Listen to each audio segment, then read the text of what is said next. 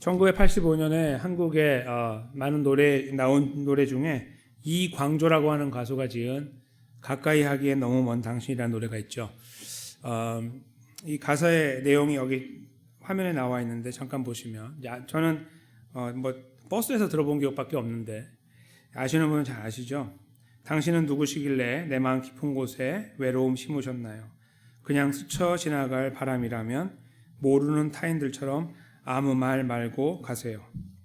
잊으려 하면 할수록 그리움이 더욱 더하겠지만 가까이 하기엔 너무 먼 당신을 난 잊을 테요.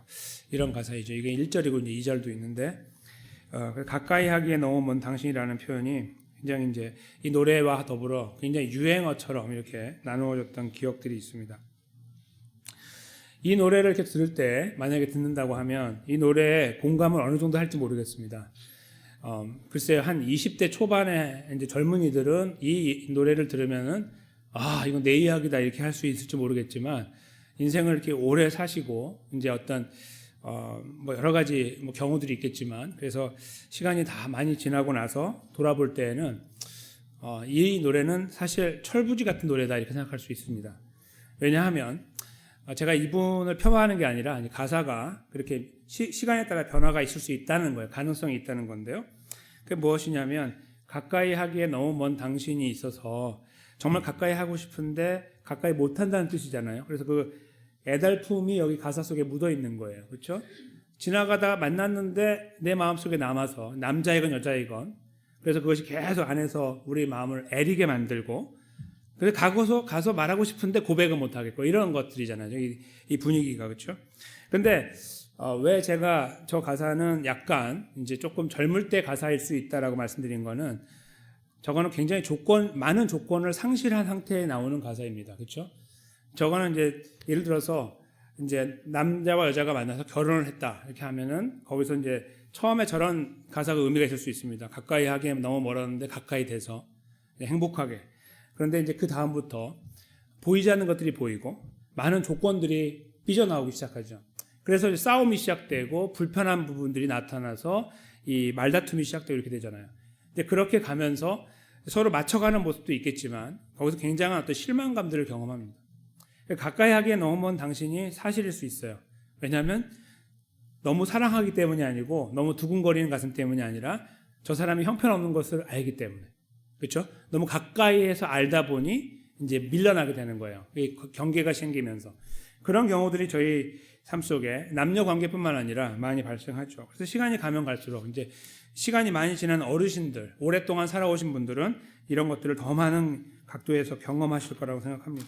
그러니까 가까이 함이라는 것은 그냥 어떤 노래 가사처럼 쉽게 이루어지거나 그냥 이렇게 한번 감정적으로 표현하기에는 너무 멀다 이렇게 볼 수 있습니다. 가까이 함이라는 표현 자체가. 오히려 가까이 함이라는 것은 많은 노력과 많은 에너지, 힘, 그리고 많은 인내, 이런 다양한 것들이 동반되어서만 비로소 꺼낼 수 있는 말이다. 이렇게 표현할 수 있다는 거죠. 단순히 너무 사랑하기 때문에 이런 것들은 사실은 굉장히 이렇게 인생의 더 깊은 곳으로 아직 나아가기 전에 단계의 풋풋한 모습의 그런 그 생각의 결과일 수 있다. 이렇게 볼 수 있는 거예요. 가까이 하는 거에 대한 조건들. 그거는 매우 힘들 수 있다.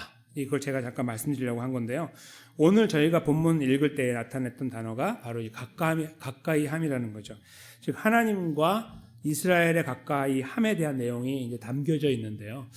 이것을 잘 보면 이런 하나의 조건을 보게 되는데 그 조건은 뭐냐면 하나님의 말씀을 잘 지켜 나갔을 때에 그것이 바탕이 돼서 가까이 할 수 있다라는 어떤 이런 이해를 저희에게 주고 있는 것이 이제 첫 번째 이해가 됩니다. 뭐라고 먼저 이 모세가 이스라엘 백성들에게 설명하고 있냐면 규례와 법도 여호와 하나님의 규례와 법도를 듣고 준행하라. 그거를 잘 지켜라. 그런 말이겠죠. 그러면 너희가 살 것이고 1절인데요. 너희 조상의 하나님 여호와께서 너희에게 주시는 땅에 들어가서 그것을 얻게 될 것이다. 이렇게 표현하고 있기 때문입니다. 저희가 다분히 많이 생각하고 있는 것은 말씀을 지키면 복을 받는다 그겁니다. 그렇죠? 말씀을 잘 지키면 복을 받는다. 근데 이제 그 말은 저희가 이해하지만 사실은 말씀을 잘 안 지키면서 복을 구하는 게 우리입니다. 그렇죠?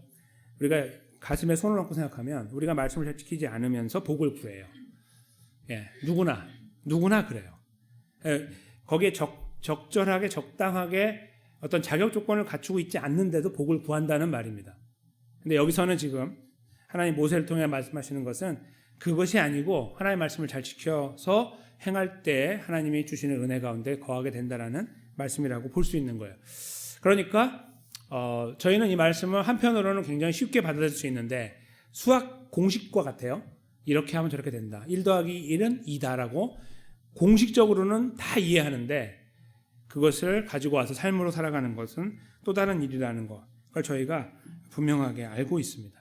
근데 하나님께서 모세를 통해 이스라엘 백성들에게 이 말씀을 주시면서 한 가지 경고처럼 말씀하시는 것이 2절에 나오는데요. 가감하지 말라는 거예요. 더하거나 빼지 말라. 그거죠. 그러니까 이 말씀을 정확하게 보면 어떤 의미냐면 내가 원하는 것을 뺀다 그런 의미예요. 그러니까 이렇게 내가 원하는 것을 뺀다는 의미니까 다른 말로 바꾸면 내 것은 취하고 내가 듣기 싫은 것은 치운다 그런 의미가 담겨 있죠. 그러니까 가감이라는 말이 성립이 되는 거예요. 더하고 빼는 거죠. 그러니까 내가 저것을 빼려고 빼는 건 아니고 내가 원하는 것을 빼는 거예요. 이거는 내가 한번 해볼 수 있고 저건 못하고 이렇게 나누는 거죠. 그렇게 하지 말라라고 말씀하고 통째로 모든 것들을 받아들이고 그걸 살아내야 된다라는 하나님 명령을 지켜야 된다라는 것을 설명하고 있습니다. 그런데 여기에 이 분위기에 걸맞지 않은 하나의 사건이 다시 기록되는데요. 바알 부올의 사건이에요. 3절에 보시면 이 바알 부올의 사건은 기억하시는지 모르겠지만 벌써 한 6개월 정도 전에 지난 7월에 제가 수요예배 때 설교했던 내용이에요. 고스비 사건이라는 제목으로 말씀을 드렸는데요. 바로 이 본문이에요. 이게 오늘 본문은 아니고요. 그 민수기죠. 민수기 25장에 나와 있는 내용이에요. 이때 어떤 일이 벌어졌는지 잠깐 제가 다시 기억을 더듬어 드리면 이렇습니다. 이스라엘 백성들이 가나안의 건너편에 이제 들어가기 전에 모여 있었거든요. 모압 평지라는 곳에. 근데 그것을 바라보고서 발락이라고 하는 그 모압을 다스리는 왕이 두려워해서 발람이라고 하는 소위 선지자라고 하는 자를 불러서 하나님의 저주를 그쪽에 퍼붓게 했죠. 3번을 했는데 다 복만 빌게 돼서 굉장히 기분 나쁘게 헤어지게 됩니다. 그렇죠? 근데 그 발람이 이제 그렇게 간 줄 알았는데 나중에 보니까 어떤 일을 했냐면 발락에게 다시 와서 그러니까 이게 마치 영화로 본다면 영화의 뒷면에서 움직이는 거예요. 앞에서 안 보이고 있다가 뒤로 가서 발락에게 아이디어를 줬어요. 그게 뭐냐면 여인들 아주 미인계를 통해서 이스라엘을 범죄하게 만드는 일을 도모했어요. 기억나시죠? 그래서 모압의 많은 네로라 하는 여인들이 다 몰려가서 이스라엘 백성들 남성의 눈을 다 홀려버렸습니다. 그래서 거기에서 엄청난 성범죄를 일으키게 했어요. 근데 도대체 이걸 누가 했지라고 저희가 이제 의문시하고 있는데 나중에 읽어보니까 결국은 발람이 했다는 것을 발견하게 되고 깜짝 놀랐죠. 그러니까 발람이 그럴 줄 몰랐어요. 하나님 편에 있는 줄 알았는데 나중에 보니까 변심해서 그들을 저주하는 쪽으로 어떻게 해요? 그들이 범죄하는 아이디어를 발락에게 줘서 그 일을 진행하게 만든 일이 벌어진 게 된 거예요. 하나님은 그것을 아주 엄하게 징계하셨습니다. 거기에 속한 모든 사람을 한꺼번에 다 죽이는 그것도 그걸 이끌어 나간 사람들은 대낮에 장대 위에 달아서 모든 사람이 보도록 하는 그런 형벌을 통해 하나님이 얼마나 이 범죄에 대해 심각하게 벌하시고 계시는지 분명하게 나타낸 사건이었습니다. 그게 바로 고스비 사건이라고 이제 그 사람 이름을 따서 제가 명명을 했었는데요. 바로 그 사건을 오늘 본문에서 바알 부올이라고 3절에 쓰고 있는 거예요. 그러니까 여호와 하나님께서 바알 부올의 일로 행하신 바는 벌을 내린 건데요. 그걸 너희가 봤다 그 말이에요. 그러니까 지금 모세하고 여기에서 이 말을 나누고 있는 사람들 누구냐면 그때 거기에서 죽는 사람들을 눈으로 본 사람들이에요. 본인들은 그 죄에 결부되지 않았기 때문에 살아난 사람들이나 그때 얼마나 처절하게 하나님이 그들을 쳤는지를 눈으로 뜨고 보았기 때문이에요. 그래서 이렇게 말하는 거죠. 하나님 말씀을 지켜나가는 것은 사실은 그 바알 부올에서 벌어진 일과 연결되어 있다 그런 말이에요. 바알 부올에서 하나님 말씀을 지키지 않은 그들을 하나님이 벌하셨던 것들을 본 것처럼 그런 말이에요. 너희 눈으로 보았거니와 바알 부올을 따른 모든 사람을 너희 하나님 여호와께서 너희 가운데 멸망시키셨다는 것을 봤다는 말이죠. 그게 이제 3절의 끝에 나와 있고 바로 이어서 오직 너희 하나님 여호와를 부터 떠나지 않은 너희는 오늘까지 다 생존했다. 그러니까 하나님 말씀에 붙어있던 사람들은 살고 그렇지 않은 자들은 죽은 것처럼 하나님 말씀을 생명처럼 여기고 붙잡고 의지하고 따르며 지키며 살아가야 된다는 의도일 것입니다. 그것이 바로 3절 4절에 여기 특별히 갑자기 들어온 이유가 된다 이렇게 말할 수 있는 것이죠. 그 정도로 열정을 가지고 조심스럽게 하나님 말씀을 지켜야 된다. 그것이 지금 모세를 통해 하나님께서 여기 주시는 말씀의 의미가 된다 이렇게 저희가 이해할 수 있는 것이죠. 그러면서 조금 더 그 5절부터 그 계속되어진 내용을 저희가 살펴보겠습니다. 내가 나의 하나님 여호와께서 명령하신 대로 규례와 법도 율법이죠. 너희에게 가르쳤나니 이는 너희가 들어가서 기업으로 차지할 땅에서 그대로 행하려 하는 것이다. 이렇게 표현하고 있는데요. 그러니까 지켜야 되는 곳이 지금 저 가나안 땅이다. 이제 그런 의미죠. 근데 여기에 아주 독특한 표현이 하나 6절에 기록되어 있어요. 그렇게 하면 거기 있는 사람들이 너희를 이렇게 평가할 거다 하는 게 6절이죠. 너희는 지켜 행하라. 이것을 너희 여러 민족 앞에서 너희에게 일종의 지혜요, 너희의 지식이 될 것이다. 그런 말이에요. 그래서 그 사람들이 너희를 보면 이렇게 말해요. 이 모든 규례를 듣고 이르기를 이 큰 나라 사람은 과연 지혜와 지식이 있는 백성이라 이렇게 말할 것이다. 그렇게 말했어요. 이게 무슨 말씀이냐면요. 율법은 저희가 지금 생각할 때 이렇게 읽을 때에도 보면 제가 일전에 한번 설교할 때 말씀드린 적이 있습니다. 여성 인권에 대해서 하나님은 그때 벌써 3,500년 전이죠. 시간을 정확히 계산해 보면 3,500년 전에 고대 근동에서 벌써 여성의 인권의 이야기를 했었어요. 그렇죠? 저희가 그거 알고 있습니다. 그리고 여러 가지 그 계산하는 법들이나 이렇게 어떤 사람에 대해 해를 끼치는 거에 대해서 갚아나가는 법들을 소위 함무라비 법전이라고 하는 이 모세 오경보다 좀 더 앞에 만들어진 법이 있어요. 기록됐다고 하는 함무라비 법전에 나와 있는 것보다 훨씬 더 그거는 아예 애들 장난감 같은 거죠. 비교할 수 없는 그것보다 훨씬 더 정교하게 짜여진 법이 바로 여기 기록되어 있어요.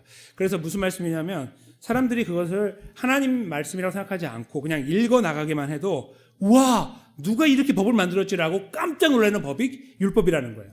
다른 말로 바꾸면. 그러니까 가나안에서 사는 사람들이 뭐 자기네 법이 있겠죠. 어느 정도에. 그러나 거기서 만드는 법이나 아니면 저 위대한 하무라비 법전 같은 그런 대단한 법들을 갖다 끼워 맞춰 봐도 상대가 되지 않는 엄청난 법이 율법이라는 거예요. 그래서 그거를 잘 따라 살고 있으면 사람들이 볼 때 이런다는 거예요. 이야, 이 법은 어디서 났습니까? 깜짝 놀라는 거예요. 이 사람들은 정말 위대한 사람이군요. 라고 말을 하게 될 것이다. 그게 바로 6절의 말씀인 거예요. 그러니까 법 자체만 봐도 엄청나게 발전된 당시 인류는 상상할 수 없는 법을 만든 거예요. 하나님이. 당연하죠. 하나님이시니까. 근데 그 법 자체도 그렇지만 또 하나의 의미가 담겨 있어요. 그건 뭐냐면 이 율법이라는 것은 오직 이스라엘 사람들만 지킬 수 있는 거예요. 지킬 수 있다는 말은 잘못된 말이고요. 그들만 지켜야 되는 법이에요. 즉 율법은 이스라엘 사람들이 아닌 사람들에게는 하나님이 주시지 않았어요. 이걸 한번 지켜보면 이거 한번 지켜봐. 내가 잘 지키는지 보고 구원해 줄게. 이런 용도로 쓴 것이 아니에요. 율법은 절대로. 율법은 누구에게 준 거냐면 하나님 백성으로 딱 인치심을 받은 자들에게 주신 거예요. 이건 너희 것이다 이렇게 줬다는 거죠. 그러니까 그들이 가나안의 사람들이 나중에 이제 이스라엘 사람들을 보면서 그 법은 참 대단하네요 이렇게 말하는 것도 좋겠지만 또 하나는 이것은 그들이 자부심을 가지고 감사함으로 지켜야 되는 법이라는 뜻입니다. 이 율법이라는 것이. 그러니까 바알 부올의 사건처럼 안 지키면 벌을 받으니까 이걸 두렵고 떨림으로 지켜야 되는 것이 아니라 그런 경우도 있으나 사실 너희가 살아난 것처럼 앞으로 살아갈 때에 조심해서 살되 사실 감사함으로 이 율법을 지켜야 된다는 의도가 이 5절과 6절에 담겨 있는 것이죠. 그러면서 이것을 증명해내는 이 사람들이 어떻게 이런 법이 있냐라고 하는 것을 증명해내는 두 가지 질문을 던져요. 그러면서 오늘 본문이 끝나죠. 한 가지는 뭐냐면 너희 세상에 들어봤냐? 이런 거 들어봤냐? 이거 7절인데요. 우리 하나님 여호와께서 우리가 기도할 때에 마다 우리에게 가까이 하심처럼 어떤 다른 신들이 그렇게 가까이 했던 나라들이 있냐 이거예요. 주변을 볼 때. 없다는 말이에요. 이거는 물어봤을 때 있습니다. 답을 하는 게 아니고 수사의문문이에요. 없다는 것을 강조하는 거죠. 없는 거야 라는 뜻입니다. 둘째요. 오늘 내가 너희에게 선포하는 율법과 같이 8절인데요. 그 규례와 법도가 공의로운 큰 나라가 어디 있느냐. 그러니까 지금 아까 제가 잠깐 설명드린 것처럼 이렇게 놀라운 법을 만든 나라는 없어요. 사실 그 법을 지금 21세기로 가져와도요. 전혀 손색되지 않는 아주 엄청난 법이에요. 지금 갖다 맞춰놔도 어느 법에 밀리지 않는 법이라는 거예요. 율법이. 그러니까 지금 여기서 이 8절에 표현하는 대로 그런 강력한 법을, 대단한 법을 만든 공의로운 나라, 정의로운 나라가 어디 있느냐? 없다 그 말입니다. 그러니까 우리가 그런 존재가 되었다는 거. 그래서 이 두 질문을 통해서 다시 한번 우리가 지키려고 하는 율법은 얼마나 놀라운 법이고 오직 우리가 그 법을 지켜야 되는 존재가 됐다는 것은 얼마나 감사한 일인지를 이스라엘 백성들에게 일깨워주고 있는 것이다. 이렇게 볼 수 있는 겁니다. 근데 제가 여기서 집중한 것은 바로 7절이죠. 그 신이 가까이 한 나라가 있느냐 이겁니다. 아까 제가 서두에 잠깐 말씀드린 것처럼 가까이 함이라는 것은 엄청난 조건을 갖고 있습니다. 그냥 웃으면서 가는 게 아니에요. 그것은 웃으면서 가면 금방 다 무너지게 되어 있습니다. 어떤 실망스러운 일이나 어떤 잘못 이런 것들을 만나면 삶에서 가까이 하면 금방 이게 결이 생기고 그리고 금이 가고 나눠지게 되어 있습니다. 그래서 가까이 하면 프리로 주어지거나 웃으면서 쉽게 가는 노래 부르며 갈 수 있는 이야기가 절대로 아니에요. 이것은 가족 간의 관계에서도 나타나고요. 아무리 가까운 친구 간의 관계에 나타나요. 가까이 함이 어렵다는 것은. 그렇죠? 우리 모두가 알고 있는 것입니다.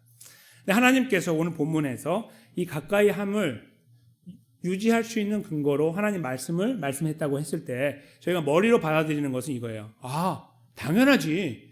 내가 하나님 백성이고 하나님 이렇게 감사한 건데 하나님 말씀을 잘 지켜서 가까이 해야지. 이렇게 표현할 수 있는 거죠. 우리가 생각하기에. 근데 여기에서 이 질문에서 그렇게 가까이 한 신이 있느냐 이렇게 말하는 것을 보면 한 가지 저희가 그 쉽지 않다는 것을 발견해요. 왜냐하면 그것은 우리가 하나님 말씀을 잘 지키는 존재가 아니기 때문입니다. 제가 이렇게 말씀드리는 것은 여기 계신 성도님들께서 열심히 살고 계시는데 하나님 백성답게 살려고 제가 그것을 막 끌어내리는 것이 아니에요. 그런 말씀이 아니라 우리가 하나님 앞에 딱 서면 아무도 없을 때요. 우리 스스로가 하나님 앞에 우리 자신을 탁 세워놓고 곰곰이 생각하면 우리가 얼마나 연약한 존재인지가 드러난다. 그런 말씀이에요. 그러니까 가까이 한다는 것은 이해는 되는데 수학 공식처럼 그리고 그 노래처럼 노래 가사처럼 뭔가 굉장히 로맨틱해 보이고 굉장히 뭔가 푸릇푸릇해 보이는 이야기는 맞으나 삶으로 들어와서 그 이야기를 실제 내 것으로 만드는 것은 엄청나게 힘들다는 것을 알아요. 그렇죠? 그래서 이 말씀이 가까이 하는 것이 얼마나 어렵다는 것을 저희가 알아서 이렇게 생각하게 됩니다. 이것은 참 어렵구나. 이렇게 우리가 표현하게 돼요. 그런데 오늘 여기 그 7절에서 표현하고 있는 하나님 말씀은요. 여호와께서 우리가 그에게 기도할 때마다 우리에게 가까이 하신다라고 하는 이 말씀은 중요한 것을 말씀하고 있어요. 그건 뭐냐면 하나님의 말씀, 율법을 잘 지키고 있으니까 하나님이 우리에게 가까이 하는 것이 아닐 수 있다라는 거예요. 그렇죠? 이 말씀을 보면 그러니까 우리가 아무 때나 기도한단 말이에요. 우리가 잘못해도 기도하잖아요. 그렇죠? 어떤 경우에도 우리가 하나님께 기도할 수 whenever 영어로 언제든지 기도할 수 있는데요. 기도하면 하나님 그 안에서 우리와 가까이 하신다라고 말씀하는 거예요. 7절이. 그럼 어떻게 해요? 율법을 잘 지켜서요? 아닌데도 가능하다. 그것이 여기 나와 있는 말씀의 진정한 의미입니다. 즉 우리가 잘하고 있으니 가까이 하는 게 아니다. 오히려 하나님 우리에게 가까이 하고 계시기 때문에 하나님께서 가까이 하고 계시기 때문에 우리가 하나님께 가까이 할 수 있다. 이 말씀이 더 정확한 이해라는 것입니다. 생각해 보세요. 바알 보올 사건이 일어났을 때 원래는 거기에 연루된 사람이 다 죽어야 되고 그렇게 따지다 보면 사실 더 많은 사람이 죽어야 될 수 있는 사건이었어요. 그 사건 자체가. 그런데 하나님께서 거기에서 적절한 어떤 인원 정도까지만 정리하고 나머지는 살려두시는 과정을 보면 그들이 더 착하고 온전하기 때문이 아니라 그 자체가 무엇을 보여주고 있냐면 하나님의 은혜를 보여주고 있는 거예요. 즉 은혜를 받지 못하는 존재인데도 불구하고 은혜를 주셔서 살려주고 기회를 주는 분으로 이 바알보올 사건이 저희에게 다가오고 있다는 거예요. 그러니까 여기에서 굳이 바알보올 사건을 넣어서 저희로 이해를 도우려고 하는 하나님의 의도, 모세를 통해 주시는 의도를 생각해 보면 우리가 그렇게 하고 있으니 베푸시는 것이 아니고 잘 생각해 보면 여기까지 온 이스라엘의 걸음 속에 이미 하나님의 은혜가 듬뿍 담겨 있었다는 것을 알게 된다는 거예요. 그것이 존재하여서 그들이 지금 여기서 비로소 가나안 땅을 바라보며 이제 들어갈 날을 고대하고 들어가면 잘 살아야지라는 그런 믿음을 고백할 수 있도록 하나님께서 기회를 주셨다는 것을 저희가 여기서 알게 된다는 거예요. 더더군다나 우리 스스로의 삶을 돌아보면 그것이 극명하게 보여요. 이들을 바라보면서 아이고 그렇구나 이렇게 보이는 거는 첫 번째지만 아까 말씀드린 것처럼 우리 자신을 돌아보면 우리는 이런 은혜를 받을 존재가 아닌 것을 우리가 알아요. 우리 스스로가 하나님 앞에서 발견하게 돼요. 무릎을 꿇고 은혜를 구할 때마다 내가 잘하고 있으니 은혜를 구하지 않는다는 것을 스스로가 알게 돼요. 깊이 생각하면. 그렇죠? 그러니까 가까이 한다는 것은 나에게는 불가능한 일이고 말이 안 되는 어불성설이다라는 것을 우리 스스로가 알게 돼요. 그러니 오늘 본문의 말씀처럼 하나님께 가까이 할 때 가까이함을 경험하게 된다는 말씀은 너무 먼 말씀인 거예요. 불가능한 말씀이고. 그러나 오늘 말씀은 그럼에도 불구하고 우리에게 가까이 하셔서 우리로 하여금 하나님께 가까이 할 수 있도록 다시 눈을 들 수 있도록 내가 회개하는 가운데 다시 나아갈 수 있도록 내가 기도하는 가운데 하나님의 은혜를 주셔서 내가 회복될 수 있도록 하시는 하나님의 가까이 하시는 이 매직 파워가 이 강력한 능력이 있음을 발견해 저희로 하여금 다시 한번 다른 거 모든 거 다 제껴놓고 내가 이런 선행을 하고 이런 옳은 일을 하려고 하고 내가 이런 발버둥을 치고 있으니 하나님 나는 살려줘야 되는 거 아닙니까? 이렇게 접근하지 않고요.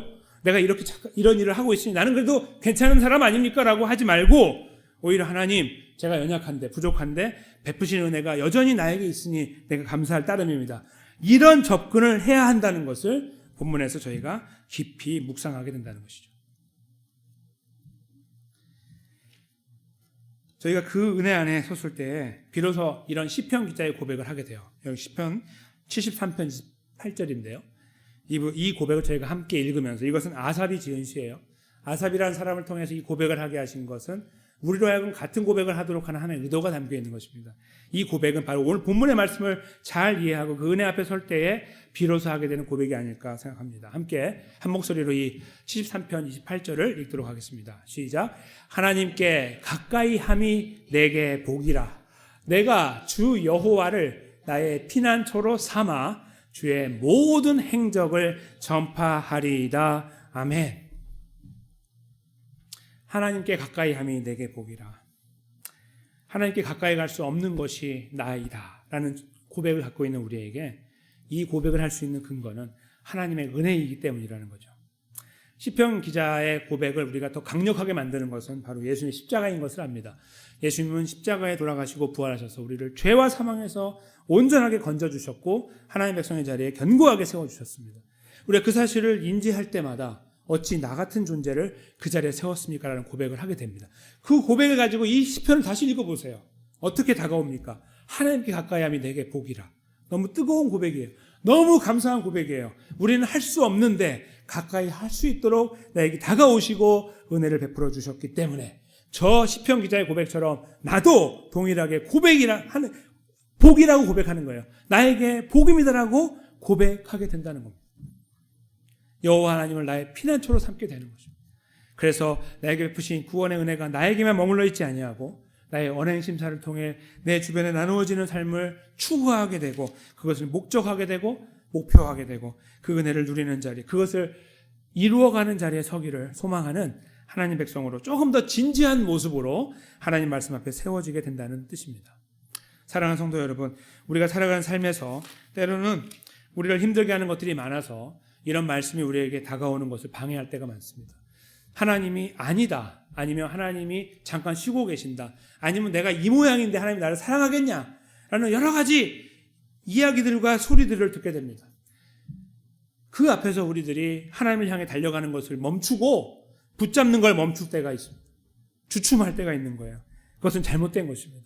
우리는 어떠한 모양 속에 우리가 거한다 할지라도 오늘 본문의 말씀처럼 나아갈 때마다 우리를 붙잡으시는, 우리에게 이렇게 기도 때문에 다가오는 것이 아니라 여기 다가와 계셔서 우리가 여기서 눈을 뜨고 보니까 여기 다가와 계시는 바로 그 하나님인 걸 우리가 발견하는 것이 필요합니다. 그 하나님이 여전히 우리의 하나님이십니다. 그 하나님이 우리의 기도를 들으시고 우리를 불쌍히 여기시고 힘들고 지치고 피곤하고 어렵고 낙담하고 좌절하고 절망하고 포기하고 싶은 그리스도의 삶의 여정 속에 여전히 존재하고 계심으로 하여 사랑하는 성도님과 제가 그 길을 다시 한번 모색할 수 있는 것이라고 믿습니다.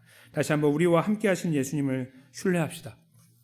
예수님을 믿고 나가는 교회, 예수님을 신뢰하고 나는 아무것도 아니지만 그 예수님 때문에 갈 수 있다는 이 말씀 위에 서서 오늘 말씀을 다시 소화하고 그 위에서 나머지 3일간의 걸음, 우리의 능력이 아니라 우리를 위해 이 모든 걸음을 걸어주신 예수님을 의지하면서 걷는 가운데 하나님의 신실하신 은혜를 맛보시고 위로와 격려와 소망을 누리시고 다시 승리하게 걸어가시는 하나님 백성의 귀한 자리에 모두가 세워지게 되시기를 예수님의 이름으로 간절히 축원합니다.